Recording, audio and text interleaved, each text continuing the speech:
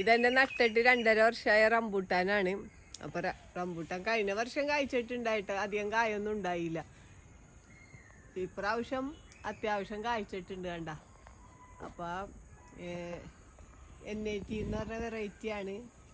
പിന്നെ കഴിഞ്ഞ പ്രാവശ്യം ഉണ്ടായാലും നല്ല മധുരമുള്ള വെറൈറ്റി ആയിരുന്നു കേട്ടോ. നല്ല മധുരമായിരുന്നു ഇതിൻ്റെ കായകൾക്ക്. അപ്പോൾ ഈ പ്രാവശ്യം ഇത് അത്യാവശ്യം ഉള്ള കമ്പിലൊക്കെ കായ്ച്ചിട്ടുണ്ട്. ഞാൻ പിന്നെ വെച്ചാൽ എൻ്റെ ഫ്രൂട്ട് മരങ്ങളുടെ ഇടയിലാണല്ലോ നട്ടു കൊടുത്തേക്കണത്. ഒരുപാട് ഫ്രൂട്ട് മരങ്ങളുണ്ട് ഞാൻ ഈ നട്ടേക്കണ സ്ഥലത്ത്. അപ്പം അതിൻ്റെ ഇടയിൽ നിൽക്കണോണ്ടാണ് കുറച്ച് കുറവ്, ഈ വളരാനുള്ളൊരു സൗകര്യം കുറവാണ്. അപ്പം ഞാനിനി ചെയ്തത് എന്താന്ന് വെച്ച് കഴിഞ്ഞാൽ ബയോ പൊട്ടാഷ് ഇട്ട് കൊടുത്തിട്ടുണ്ടായിരുന്നു, സെറാമിൽ ഇട്ട് കൊടുത്തിട്ടുണ്ടായിരുന്നു കേട്ടോ. അതുകൊണ്ട് തന്നെ റംബൂട്ടാൻ്റെ ഒരു മെയിൻ പ്രശ്നം എന്ന് വെച്ചാൽ കായ ഉണ്ടായിക്കഴിഞ്ഞാൽ പൊഴിഞ്ഞ് വീഴും. പക്ഷേ ഇതെന്ന് പറഞ്ഞു കഴിഞ്ഞാൽ കായ പൊഴിച്ചിൽ തീരെ തന്നെ ഉണ്ടായില്ല. കായകൾ ഒന്നും തന്നെ, പിടിച്ച കായകളൊന്നും പൊഴിഞ്ഞ് വീണില്ല.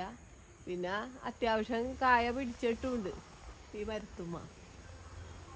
അപ്പോൾ കണ്ട, നമുക്ക് ഈ വളങ്ങൾ കൊടുക്കുമ്പോൾ പിന്നെ ഞാൻ എല്ലുപൊടി, ചാരം, ചാണകപ്പൊടിയൊക്കെ ഇട്ട് കൊടുക്കാറുണ്ട്. വർഷത്തിലൊരു 3 പ്രാവശ്യം ഇട്ട് കൊടുക്കാറുണ്ട്. പിന്നെ അതിൻ്റെ കൂടെയാണ് ഇപ്പോൾ പ്രത്യേകിച്ച് ബയോ പൊട്ടാഷൊക്കെ ഇട്ട് കൊടുത്തത്. അപ്പോൾ നമുക്ക് അതൊക്കെ ഇട്ട് കൊടുക്കുകയാണെങ്കിൽ കായ പൊഴിച്ചിലൊക്കെ ഒരു ഇതുവരെ തടയുക. കാരണം റംബൂട്ടാൻ്റെ മെയിനായിട്ടുള്ള പ്രശ്നം കായ മുഴുവനും നിലത്ത് വീഴലാണ്.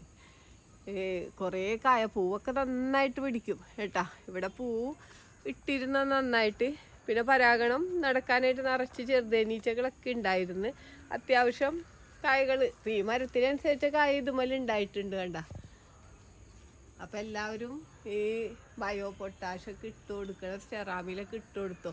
ഫ്രൂട്ട് പ്ലാന്റിനൊക്കെ ഏറ്റവും നല്ലതാണ്. നമുക്ക് കായ പിടിക്കാനും കായ പോകാണ്ടിരിക്കാനും കായ വിണ്ട് കീറി പോകാണ്ടിരിക്കാനൊക്കെ ഏറ്റവും നല്ലതാണ്. അപ്പം സെറാമിൽ എന്ന് വെച്ചാൽ സൂക്ഷ്മ മൂലക മിശ്രിതവും കൂടി അടങ്ങിയിട്ടുള്ളതാണ്. അപ്പോൾ അതുകൊണ്ട് നമുക്ക് പ്രത്യേകിച്ച് സൂക്ഷ്മ മൂലക മിശ്രിതമൊന്നും ചെടികൾക്ക് കൊടുക്കേണ്ടിയും വരില്ല. അപ്പോൾ ഫ്രൂട്ട് പ്ലാന്റൊക്കെ നട്ടോരി ഇതൊക്കെ ഇട്ട് കൊടുത്താൽ നമുക്ക് നന്നായിട്ട് ഒന്നും കൂടി വിളവ് വർദ്ധിപ്പിക്കുകയും ചെയ്യാം. പിന്നെ റംബൂട്ടാന്ന് പറഞ്ഞു കഴിഞ്ഞാൽ നമ്മളിപ്പോൾ ഈ പ്രാവശ്യം ഇത് കായുണ്ടായി കഴിയുമ്പോൾ പ്രൂൺ ചെയ്ത് നിർത്തണം. അപ്പോൾ പ്രൂൺ ചെയ്ത് നിർത്തി കഴിഞ്ഞാൽ അധികം ഉയരം വെക്കാത്ത രൂപത്തിൽ നമുക്ക് പറിച്ചെടുക്കാനൊക്കെ എളുപ്പമാണ്. ഇത് വേറൊരു റംബൂട്ടാൻ്റെ മരമാണ് കണ്ട. ഇതിൻ്റെ മുകളിൽ ആണ് ഉണ്ടായേക്കണത്. കാരണം ഇത് അടിഭാഗത്ത് മുഴുവൻ ചോലയാണ് കണ്ട. പ്ലാവൊക്കെ നിൽക്കണതിൻ്റെ അടി കാരണം. അപ്പോൾ ഏറ്റവും മുകളിലത്തെ കൊമ്പുമലൊക്കെ ഉണ്ടായാലൊക്കെ നിറച്ച് കായ പിടിച്ചിട്ടുണ്ട. ഇപ്പോഴും ഫ്ലവർ ചെയ്തുകൊണ്ടിരിക്കുന്നുണ്ട്. അപ്പോൾ കഴിഞ്ഞ വർഷം ഇത് ലാസ്റ്റായിട്ടാണ് കായ ഉണ്ടായത്. ഒരുപാട് കായ കഴിഞ്ഞ പ്രാവശ്യം ഉണ്ടായിരുന്നിട്ട് ഈ റംബൂട്ടാനിൽ ഇഷ്ടം പോലെ കായ ഉണ്ടായിരുന്നതാണ്. അപ്പോൾ അത്യാവശ്യം കായൊക്കെ ഉണ്ടായിട്ടുണ്ട് കണ്ട. കമ്പുമലൊക്കെ ഇഷ്ടം പോലെ കായ അത്യാവശ്യം ഉണ്ടായിട്ടുണ്ട്. പിന്നെ ഞാൻ പറഞ്ഞില്ല സൂര്യപ്രകാശത്തിൻ്റെ കുറവുണ്ട്. അപ്പോൾ നമ്മുടെ ഫ്രൂട്ട് പ്ലാന്റ് എന്ന് വെച്ചാൽ റംബൂട്ടാനൊക്കെ നല്ല വെയിൽ വേണ്ട ഒന്നാണ്. സാധാ ഫ്രൂട്ട് പ്ലാന്റ് പോലെയല്ല, നല്ല സൂര്യപ്രകാശം വേണ്ട ഒന്നാണ്. അപ്പോൾ റംബൂട്ടാൻ നടുമ്പോൾ എല്ലാവരും നല്ല സൂര്യപ്രകാശമുള്ള സ്ഥലത്ത് വേണം നടാനായിട്ട്. മറ്റുള്ള ഫ്രൂട്ട് പ്ലാന്റ് പോലെയല്ല.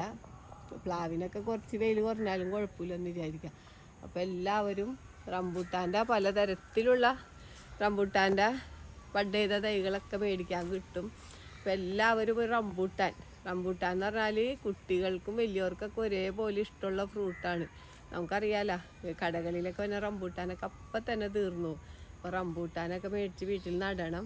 നമുക്ക് നമ്മുടെ വീട്ടിലുണ്ടെങ്കിൽ മാത്രമേ നമുക്കിത് ഫ്രഷായിട്ട് കഴിക്കാൻ പറ്റുള്ളൂ. മറ്റേതൊക്കെ നമുക്കറിയാലോ ഫ്രൂട്ടിനൊക്കെ ഒരുപാട് മരുന്നുകൾ പല ടൈമിൽ അടിച്ചുകൊണ്ടിരിക്കുന്നതാണ്.